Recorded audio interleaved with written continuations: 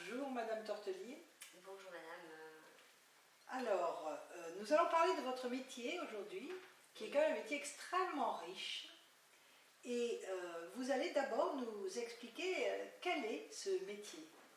Bonjour, donc mon métier c'est architecte bâtiment, c'est-à-dire que j'ai une solide formation technique. J'ai une formation qui a été orientée donc, vers les arts et les sciences, notamment les mathématiques, la géométrie dans l'espace, la perspective. Ça fait partie des fondations, on va dire, des bases solides de mon métier. Et ensuite, c'est pour répondre en finalité à créer un objet architectural. Pour qui créez-vous ce genre d'objets architecturaux? Donc ce genre d'objets architecturaux, je les crée pour des particuliers, que ce soit en termes d'habitat, de logement, notamment au vu de ma spécialisation bioclimatique pour faire des maisons, bâtiments basse consommation par exemple. Et d'un autre côté, j'ai aussi des habilitations, notamment pour les audits énergétiques, pour le tertiaire, pour le collectif. Donc, excusez-moi, mais qu'est-ce que c'est qu'un audit énergétique? Un audit énergétique, ça consiste à faire, après une analyse détaillée, une pré-étude thermique globale d'un bâtiment, d'un site bâti, de comprendre en termes de performance et de consommation énergétique comment le bâtiment pourrait être rénové pour faire des rénovations à faible impact énergétique. Et donc pour cela, l'architecte habilité, comme moi qui suis sur francerénov.gouv.fr, on va aider donc, les maîtres d'ouvrage à débloquer des aides financières, que ce soit des aides nationales ou des aides locales. Ça, c'est la première étape d'un projet de réhabilitation énergétique. Ça, c'est la première étape d'un projet qui, entouré d'une équipe, donc notamment des artisans garants de l'environnement, puisque ce sont des spécialisations qui nous confèrent une équivalence garant de l'environnement. Excusez-moi, garant de l'environnement, c'est les RGE, c'est ça? Oui, RGE, ce qu'on appelle RGE.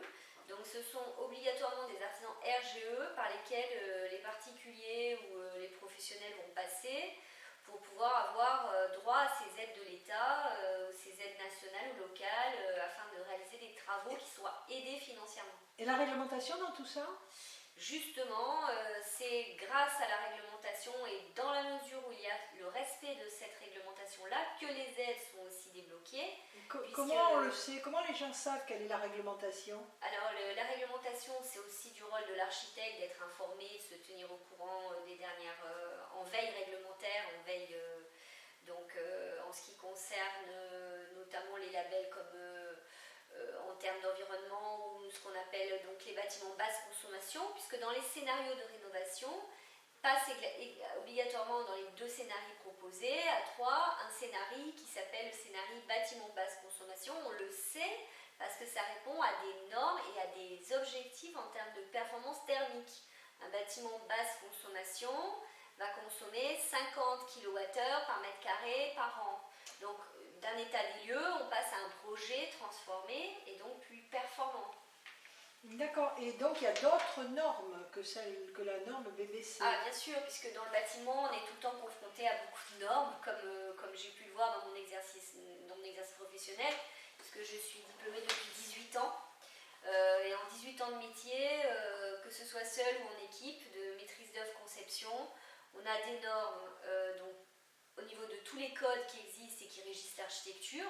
Donc évidemment le code de l'urbanisme, le code de la construction, de l'habitation, le code de l'environnement. Parfois pour des projets d'espace public, on peut avoir également le code de la route, sécurité routière. On a aussi des normes en termes de sécurité, sécurité des biens et des personnes, sécurité des ouvrages, des structures. Donc c'est aussi ce qu'on appelle la RDM, mais aussi on s'entoure de bureaux d'études structures ou d'ingénieurs, tout ce qui est résistance des matériaux. Donc c'est avec des ingénieurs en résistance des matériaux, avec des artisans RGE, c'est toutes les étapes. Voilà. Et les étapes d'un projet, quand on doit faire quelque chose comme ça, c'est comment? Les étapes d'un projet, donc une fois qu'on a répondu, que l'architecte a déblayé avec le client son esquisse, son avant-projet sommaire, on détaillait, même si l'architecte... Ça, c'est pas de l'audit, ça. C'est après. C'est après l'audit. C'est pas l'audit, parce que l'audit, c'est une convention spéciale qu'on a avec la MAF qui est apparentée au diagnostic immobilier. L'audit va débloquer les aides financières, mais l'audit n'est pas un projet architectural pas un état des lieux, n'est pas un projet de création en neuf non plus.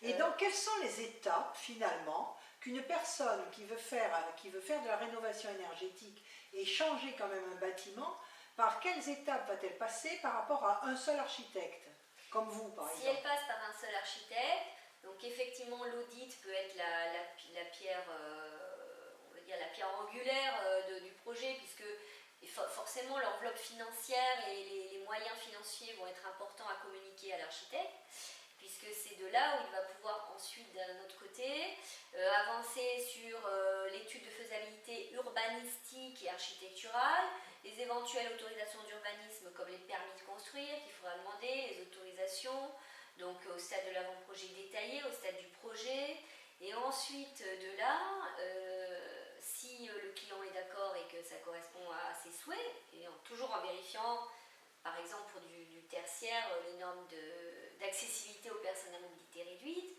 de sécurité incendie, tout ce qui est incontournable, l'architecte va continuer à faire ce qui s'appelle un accompagnement dans une mission complète, donc avec exécution des travaux, donc avec une mission maîtrise d'œuvre finalement, puisque les architectes sont maîtres d'œuvre. Et donc là, il va commencer à lancer ce qu'on appelle le dossier de consultation des entreprises. Si c'est dans le cadre de projets aidés de rénovation vertueuse à faible impact énergétique avec des artisans garants de l'environnement. Et là, on rentre plus dans le détail, dans la mise au point par des dessins, des plans, des réunions avec d'autres ingénieurs pour vérifier la faisabilité, prendre en considération les contraintes, les matériaux, les fournisseurs et caler les Donc ça, c'est le détail de l'étude de faisabilité. On est déjà plus loin. On est déjà là à la consultation des entreprises, puisque ça va mener à des métrés, à des quantitatifs sommaires, des quantitatifs détaillés même. Et on n'est toujours pas au permis de construire. Ah, c'est après le permis de construire. Ah, construire. c'est après le permis, j'avais pas compris. On fait l'audit. Ensuite, on fait le permis de construire. On fait un permis de construire si nécessaire. D'accord. Après avoir fait un avant-projet. Après avoir fait un avant-projet. Mais tant qu'on n'a pas le permis de construire, on ne peut pas lancer le chantier. Et ensuite, c'est le lancement du chantier. Le chantier peut être lancé une fois que le permis de construire est accordé. Ça prend combien de temps? Ça prend 2 à 3 mois. Si vous passez par un architecte bâtiment comme moi ou un confrère ou une consoeur, l'avantage c'est qu'en passant par un professionnel du bâtiment, les délais sont garantis, voire écourtés dans certains cas. D'accord. Parce que vous avez la maîtrise de ce qu'il faut rendre, de comment il faut le rendre, et donc vous savez... Oui, parce qu'on connaît très bien l'urbanisme, on connaît également et puis on tient en compte aussi l'environnement proche, l'environnement lointain. Donc une fois que c'est fait, que le permis de construire est accordé, si j'ai bien compris, on passe à la consultation des entreprises. Donc là, l'architecte agit comme un chef d'orchestre finalement, va pouvoir aider et coordonner. Est-ce qu'il y a deux systèmes? J'ai entendu dire qu'il y avait des architectes qui coordonnaient les travaux, mais n'étaient pas quand même complètement impliqués dedans, et que c'était les artisans qui étaient impliqués, et d'autres systèmes où c'est l'architecte qui est seul responsable de ce qui va être fait. Alors effectivement, par rapport à ces deux systèmes où l'architecte est carrément impliqué dans l'équipe de maîtrise d'œuvre, et on fait partie intégrante, et l'autre système où l'architecte est peut-être un peu plus en recul, où il fera appel à un conducteur de travaux, où il ne sera pas toujours dans la maîtrise d'œuvre, enfin ça dépend, s'il faut il faut parfois s'entourer d'une équipe un peu plus costaud avec un coordinateur SPS, sécurité, protection, santé, quand on est sur notamment des marchés publics.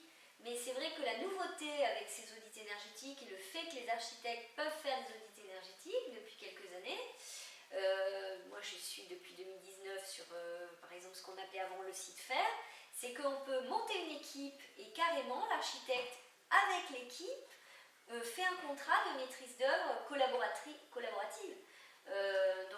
C'est par exemple ce qu'on a vu dans les formations FIBAT et formations stratégie de chantier sur les FIBAT 6, stratégie de chantier collaborative. C'est quoi les FIBAT? Les FIBAT, ça a été destiné, c'est des formations pour les maîtres d'œuvre, pour justement ces rénovations-là, pour tenir compte de la thermique du bâtiment, des enjeux donc en termes de confort, d'énergétique, de ventilation, d'isolation.